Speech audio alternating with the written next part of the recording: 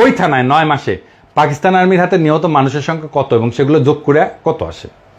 মুজিব সেই রিপোর্ট আসলে সংখ্যা দেখে স্বাভাবিকভাবেই সেটাকে ধামাচাপা দেয়। বিল রেমন্ড একদম সরকারের ভেতরের থেকে সেই রিপোর্ট দেখে সেটার সংখ্যা প্রকাশ করে। সংখ্যাটা কত?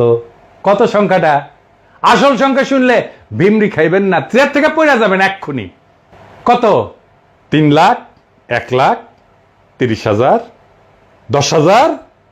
না, কোনোটাই না। 2,000, 2,000, 2,000।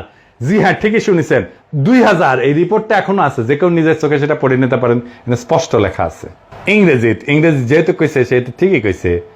Since the 3rd week of March, when the Inspector General's office in Bangladesh, Home Ministry began its field investigations, there have been about 2,000 complaints from citizens about death at the hand of Pakistani army.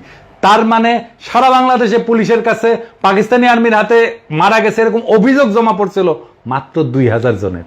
Drummond এখনো বেঁচে আছেন,